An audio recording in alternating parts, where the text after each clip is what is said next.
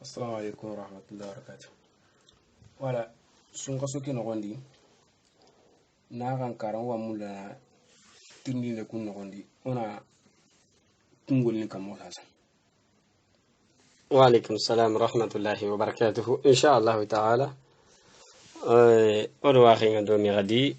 ويجون بلاندنا إن شاء الله تعالى يعني ودا بوغارسي سوغو ولا إن شاء الله تعالى ومارسين قصوندي le 28 mars 2021 c'est bien question qaso be oga katai masha Allah ma aga katoi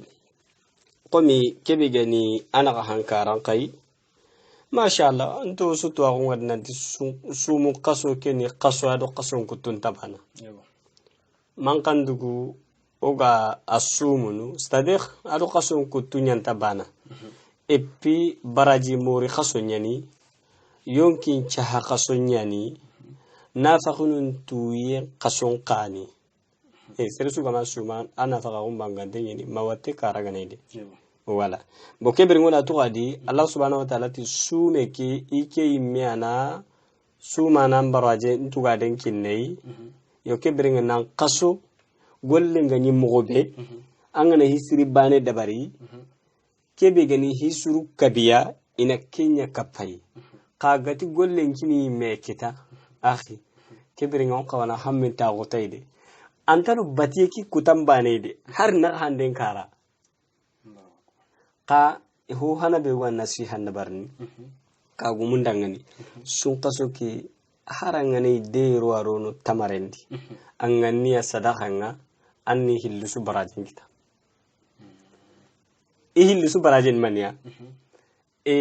an kurenya nangi naga hana kenni ikum pakke goya gan kamma angali haqqin kina anda baraje kita angali langani na khadi anda baraje kita baraju yishilli anda kun kita yo kebrenga ona tughadi kagumunga li hala yugod barni khadi sumu gasuke no gondi awarni ti fitna nga kagumundo menaha anani gai suhay allah kille nyadi suhay baraje muru khaso nyadi kenno yo maniya ko na kan karan ba na kan karan bane hede isuhay na habana neke kangi ni kago nyigo ke aranta jaxe ko bono nakini kadun ko wala magana jaxe ko bo ke kaso di magaso muke akem pa junta ka kan kibare sui kasun wana kini ulur kinanti khani kiten chanche igani desa euro kebe kini madamunga igana ise harina nya 300 euro anta kenda barni de ahay desa nyoro yeku igwa degene kara ti tampinto benugano tampinte adange nan kore gedia ani me kore annan qawa epari annan qawa yande modelin chuko bono aga hetnan ti bonondi de karoya katakura lemun ku benugano inanya khaliti su qasoke kay gonu papanu nyugonu kunna golli ki khirni bakke kunga nanti ka profitere na karsi gore ndenge kara ngasi kana makanya duko intahu oui parce que d'un côté aganani kuriki haju gantai walma anti ngani na kan dépasse ne mo sun qaso ngaran nan kawana kitten chance kame hinni jaxe ki akamma hinna jaxe ki 50 euro ki akamma des fois voilà bo kebrenga kingarniti ya khalimo na khay ki sun qaso no anga to yeti shaytani ina kharunye ki sun qaso no kharta ya khalimo billahi na hankani harta ya lemon billahi na men ko lombotono harta ya hunga hinna kutne sun qason no shaytanu kebe uga to kempede duran shaytanu ne ko kakandi i me duran shaytanu kenno shaytanu public ke ganta ba ay yo kebrenga ki hali fitna likile wa sun qaso ken gondi ugala ya hunu ngari man tangenga bugudi ibatenga to nafa ankara ngade ngeneti allai ananyat fitna awagil problem mu kay khadi anga nyini suru gunadi ki gollu khore bo gadi an kawana dabari ka intahar kana ga hadide ina kame ujine de ngi katti mare megoy kadoda te ta ga kuye akanta kanna hande kende kanna hande bo kibringa fitna nya habu kame hagalaro allan kille di papa ngana sihi makagu nyugo ngana sihi makagu nyimmanke ngana sihi ananya makangi anati laro alla kille ke be alla kille dukko yenyen ki ke du dukko yenyen ki gui o kibringo ona afamu kantuga sun kaso anga dépassé dagradne a multiplier akalinga da angana 20,000 kuyi on a tout 20 centimes sugadi walma 10 centimes sugadi abaraje ngani kitene hisuru agayi tugade hisuru kabiyai Allah subhanahu wa ta'ala mianti ke ngolle yatu ya remplacer ni ike me sahandan ku ke me ne remplacer son kasonga yo kibrenga enni roma 2 euros ma 3 euros aga multiplier nan kaso kutunu mo be son kasonga ho kapai i miana kencha hana yo keta makoro ganati serebe danga no kumbane ona mengari golle nyala kammo anta wina nyaako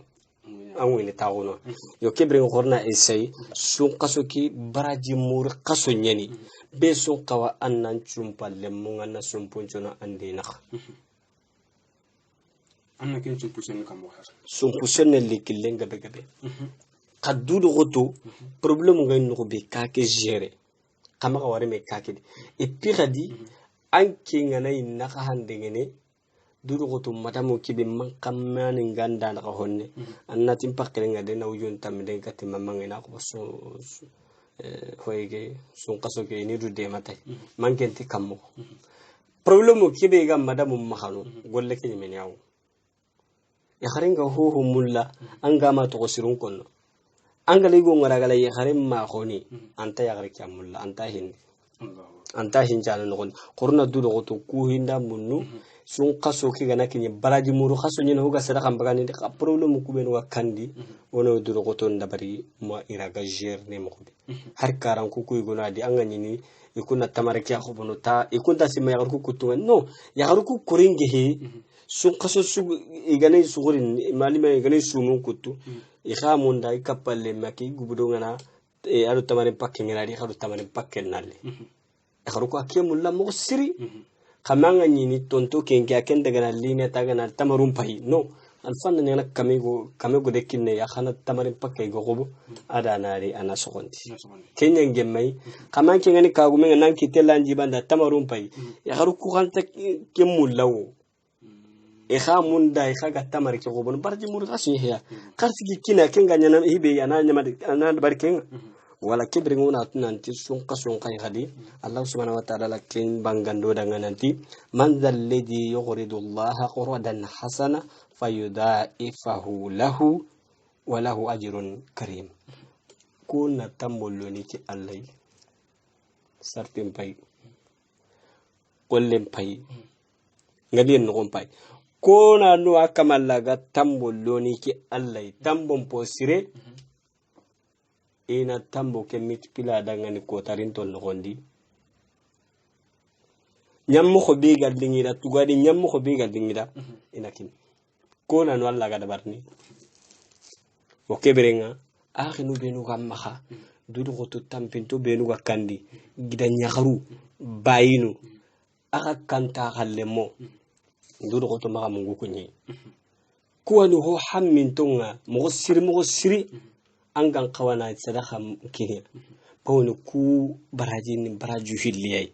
ta galle magu haqqida angana sagina kamanya kadindi kadi baraju hilliyani barajen pai ta galle magu nukum pai gela kana nyam bayi ganai kembrenga baraji sadaka barajen pai sumpum pakken barajen pai angira nyakaringa nai barajen pai sumpum pakken barajen pai anga makku dabari akutinya sumpunya kutina halle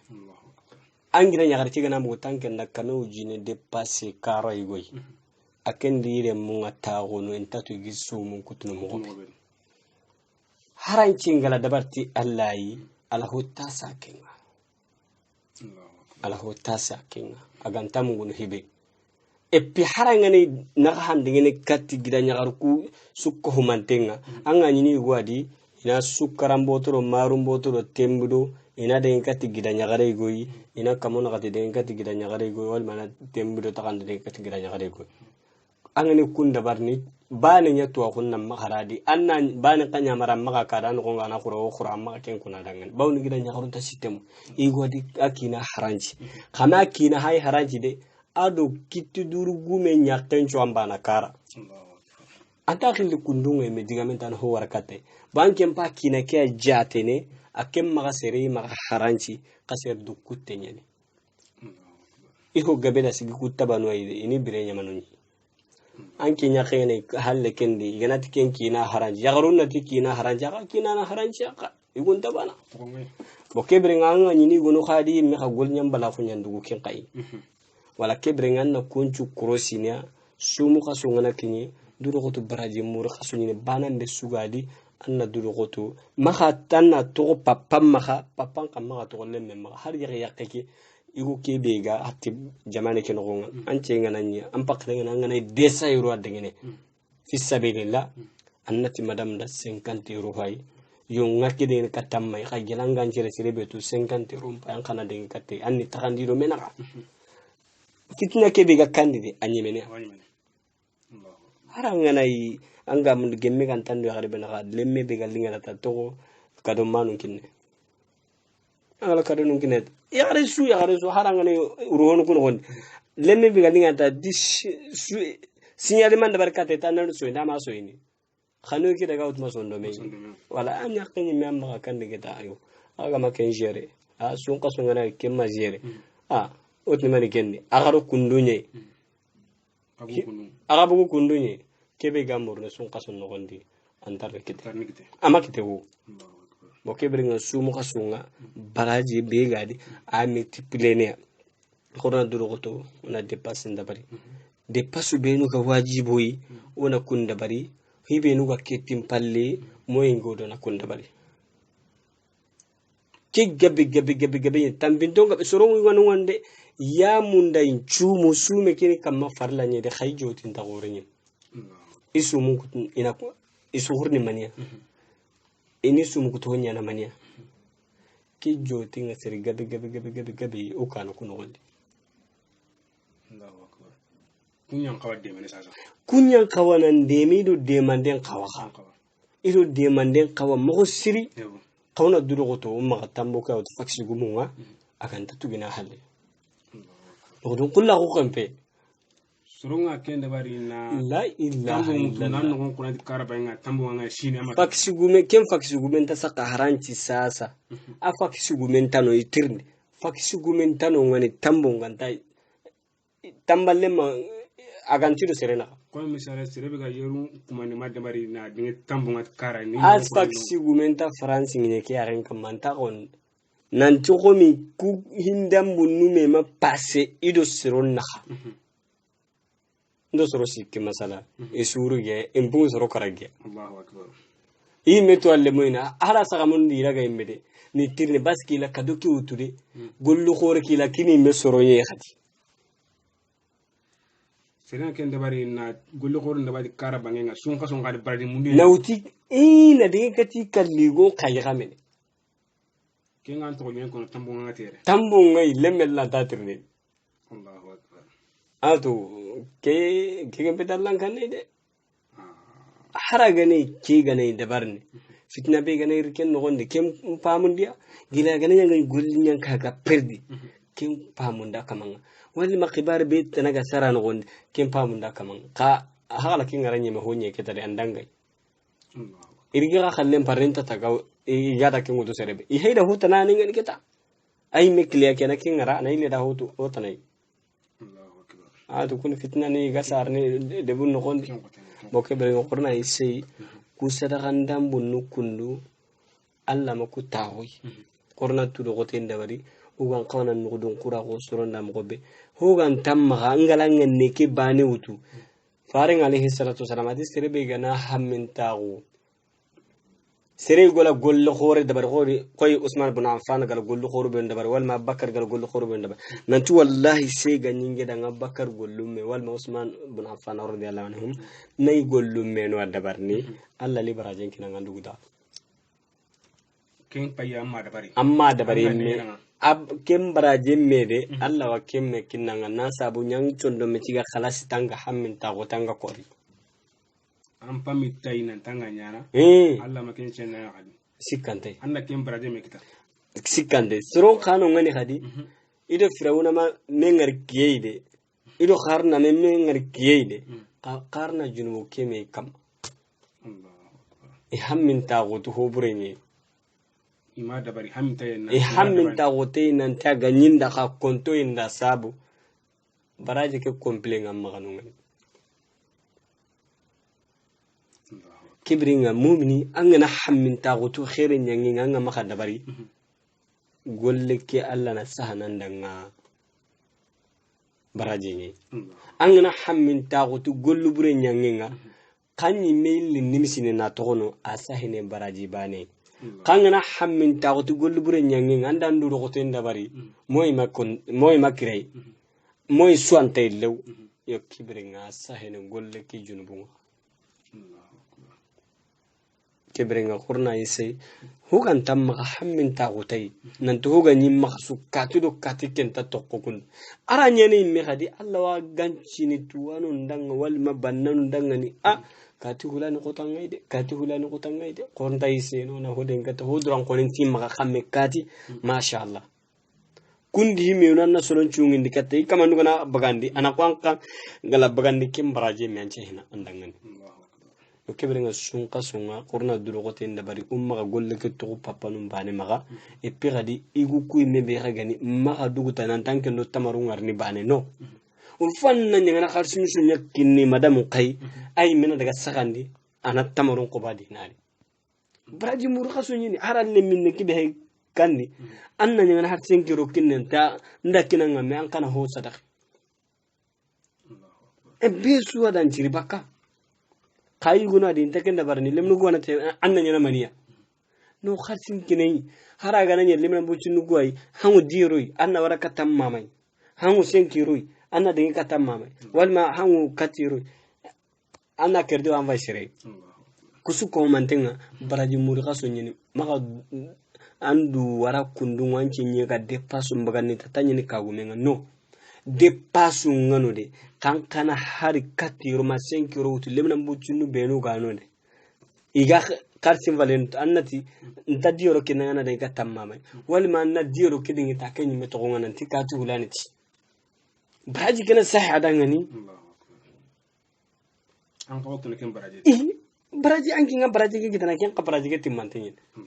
bake bringa muri killen gabe nyini anya ko kubenu kaga kara yin kadi anna hodin katay angana haro den katay han wujune hilma wujine yo anna hodin katammayan anyi me shuroi kini yakte ke me para hena shuro anga kinu kuna munda te kunya to kharsi ke dingene katay ya kharuku khana munda yi khani kitidu ho ku ya dingene katimanoy awa gilli ya kharem ya kun kanu yi me kayde galanga na kharsin dinge ke tay katim ama ke tururi haraga na wujunu hillanni kini ya kharki kay anna tanyi me khan den katamay ya arke mena kene kati sara ya arke akenyi anki nya kharki girni ndan kini ya arke annati kidinga katamay anna girnda nyime kibringa kesurni te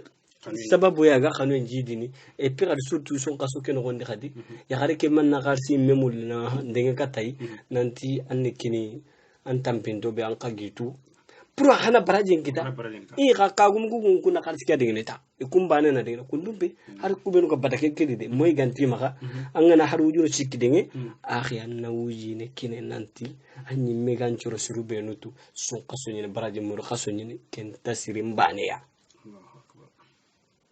kusu sumen de konta reflexe no kusu parce que otmani baraje mur kaso ni baraje ni mania amit kulenia bawna allah subhanahu wa ta'ala ti hadith al-qudsi no as-siyamu li wa ana ajizu bihi wal hasanatu bi asri amsalha nan kaso baraje ni baraju kabi kunyan kapampu cibane ke kame golle nga kinni ke megata an kan kawa mandaban an kimbe gana sarahan kini surunga alle nyaharenga kara mangnya an ka gunya harenga karo annan kawagalan ujinu hillu warkatai anna ujinen ka haynanti ujinan babara jumur qasuni nan yimme kana andu do goten dabari annani kin soronga natin du alle munda amma ngari ku kabere munya ka pirti parta makaraga sadaka nga killan ken bani no aga gilli tampinte kibe sadaka nga asabun hohoy antatu wala sadaka partne hada mari mundu sikiti gabi ana surtout sun qaso angana su seretu sumu kuto henkine antaxamugunan qorna durogoto kusu kundu ayetnanti ku kundu tuwanunga sehni kamma ka ku hatan pancunda bunnu ama kabo mogo siri wanga la tuwanunga sehni kamma ka ku mecunda bunnu kunto ku birendi anga nyini kine kebe gati haranjita akel la tampele ujene ne gati kalluni ya harake be gakara akan kawana haru ujunu shiki wara anna ujinen kini an ka tampintong anyi me kana shirotai kainta du ne kinga ya haru gono ka jamane ki ikina nu me qoso nyi me ani kunna karsindenge na karsingirni idu baka nanti kun shirotai intakemul ay gunda munnu kanu gana siruno seresu de gana ko ya harake rat nan tanyana anta do kinga dukku igu no ha fi sabilillah ndabanni yasuru mulina ndemana yare kenta bakala hakke sukko humante ya khalle mum pille masawmiya parce que ndadu ne me biltunu bay ay gunda munnu ma ya khanda munnu gana ka do goren kita ida hari ganta sahande to ida ko ita galle mon lemun tandaga anake hayda kaygana problem ngide ida na rena so ne tabali kam kaba kuduro ina kay sunqa sun paru ona mun de problem wam bono wala khorna ise insha Allah ta'ala ona siga khadaire وما توفيق إلا بالله ونتغدى ربنا آتنا في الدنيا حسنة وفي الآخرة حسنة وقنا